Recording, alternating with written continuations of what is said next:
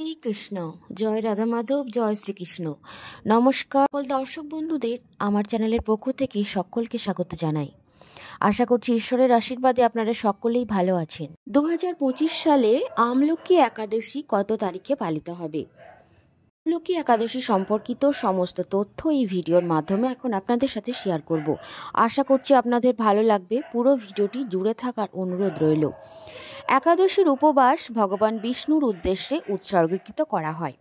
প্রতি মাসে দুটি একাদশী তিথি রয়েছে, একটি কৃষ্ণপক্ষে এবং অপরটি শুক্লপক্ষে পালিত হয়। তবে আমলকি একাদশী 2025 সালে ফাল্গুন শুক্লপক্ষের একাদশী ব্রতকেই আমলকি একাদশী বলা হয়। একাদশীকে আবার অনেকে রংভরি একাদশীও বলে থাকে। 2025 সালের ফাল্গুন শুক্লপক্ষের একাদশী ব্রতকে আমলকি একাদশী বলা হয়। এটি মহাশিবরাত্রি এবং হোলির মাঝখানে পড়ে।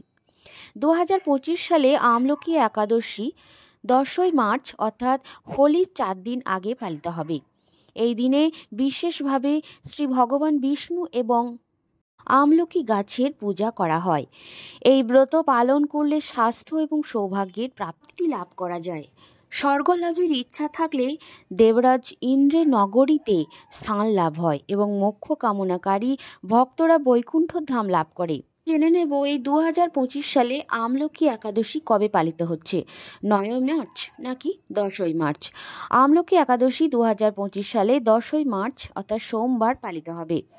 এই ব্রত শুরু হবে ফাল্গুন মাসের শুক্লপক্ষের একাদশী 9ই মার্চ অর্থাৎ রবিবার সকাল 7টা 45 এই তিথি শুরু হচ্ছে এবং এটি চলবে 10ই মার্চ অর্থাৎ সোমবার সকাল 7টা 44 পর্যন্ত। উদয়া তিথি অনুসারে আমলকি একাদশী 10ই মার্চ পালন করা হবে, আর তাই যারা এই ব্রত রাখবেন তারা 10ই মার্চ রাখবেন। এই একাদশীর দিনে ভক্তরা ভগবান শিব এবং মাতা পার্বতীকে সন্তুষ্ট করার জন্য বিশেষ পূজা অর্চনা করে থাকেন। ভগবান শিবকে লাল আবির নিবেদন করতে পারেন এবং যা তার উগ্র রূপের প্রতীক। মাতা পার্বতীকে শৃঙ্গারের সামগ্রী নিবেদন করলে সুখ সমৃদ্ধি লাভ হয় এবং রাত্রি জাগরণ এবং ভজন গীতের মাধ্যমে ভগবান শিবের বিশেষ কৃপা লাভ করা যায়। এছাড়াও ভগবান বিষ্ণুর সামনে 9টি প্রদীপ জ্বালিয়ে সারা রাত জ্বালিয়ে রাখারও বিধান রয়েছে। বিশ্বাস করা হয় যে এর ফলে ঘরে সুখ সমৃদ্ধি এবং শান্তি ফিরে আসে। এখন জেনে নেব এই আমলকি একাদশীকে রংভরি একাদশী বলা হয় কেন।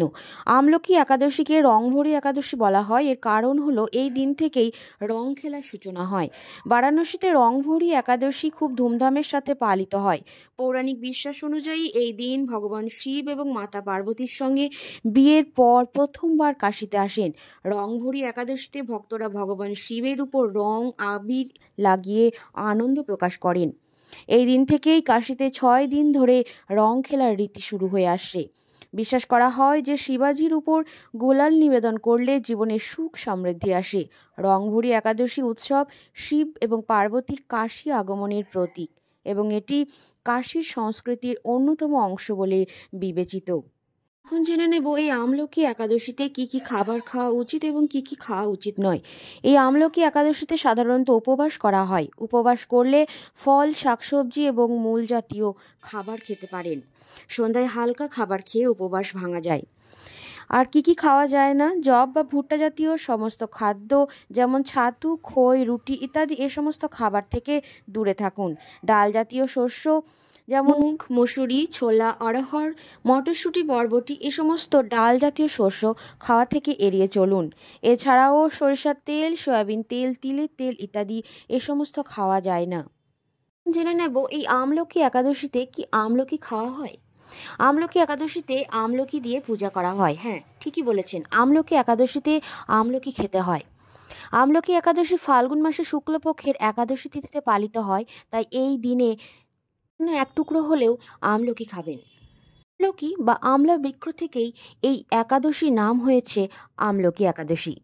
দিন আপনি সকাল সকাল ঘুম থেকে উঠে পবিত্র নদীতে স্নান সেরে ভগবানের পূজা করে উপবাস রাখুন এবং এই দিনে অন্নদান এবং দান করারও বিধান রয়েছে। পূজার সময় ভগবান বিষ্ণুর অষ্ট নাম পাঠ করুন এবং তার সামনে ঘিয়ের প্রদীপ প্রজ্বলন করুন। বন্ধুরা, এই ছিল আজকের ভিডিওটি। আশা করছি আপনাদের উপকৃত করতে পেরেছি। ভালো লাগলে বন্ধুদের সাথে শেয়ার করে নেবেন। সকলে ভালো থাকুন, সুস্থ থাকুন। তো দেখা হচ্ছে আপনাদের সাথে পরবর্তী ভিডিও নিয়ে। ধন্যবাদ সকলকে। জয় শ্রীকৃষ্ণ। রাধে রাধে বন্ধুরা।